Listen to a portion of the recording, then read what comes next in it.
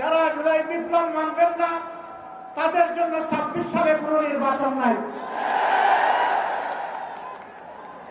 ২৬-এর নির্বাচন দেখতে হলে আগে জুলাই বিপ্লবের স্বীকৃতি লাগবে।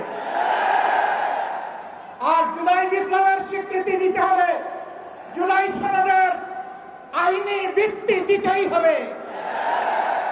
এই আইনি ভিত্তি ছাড়া কোনো নির্বাচন অনুষ্ঠান হওয়ার কোনো সম্ভাবনা নেই।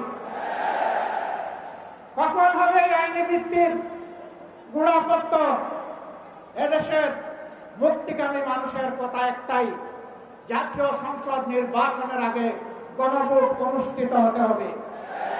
গণভোটের ব্যাপারে সকল দল একমত, তাহলে তারিখ নিয়ে এই বায়নাবাজি কেন?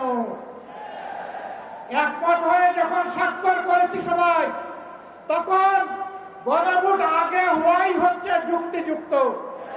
এর মধ্য দিয়ে আইনি ভিত্তির পাটাতন তৈরি হবে ইনশাআল্লাহ, এবং এর ভিত্তিতেই আগামী জাতীয় সংসদের নির্বাচন অনুষ্ঠিত হবে। ওই নির্বাচন যখন অনুষ্ঠিত হবে তখন আর কোনো সংশয় সন্দেহ থাকবে না।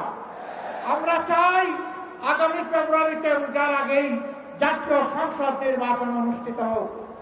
এইটা নিয়ে কেউ ধূম্রজাল সৃষ্টি করার পায়তারা চালাবেন না, ওদূর পিণ্ডি বুদিয়ে গাড়ে ফেলবেন না।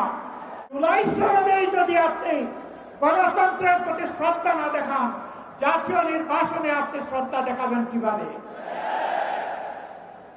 এই জায়গায় আসতে হবে। সকল বায়না ভুলে যান, জুলাই শহীদের রক্তের প্রতি সম্মান দেখান। জুলাইয়ে যারা লড়াই করেছে বুক টান করে, যারা পঙ্গু আহত হয়ে এখনো দুঃখে দুঃখে কষ্ট করছে, মেহরবানি করে তাদের বুকের ভাষা বোঝার চেষ্টা করুন। আমার ভাই আল্লামা মামুনুল হক সাহেব বলেছেন, লড়াই করে ফ্যাসিবাদ বিদায় করেছি, লড়াই করে জনগণের দাবি আদায় করব। আমি স্পষ্ট ভাষায় বলতে চাই, কোনো দলের নয়, জনতার বিজয় হবে ইনশাআল্লাহ।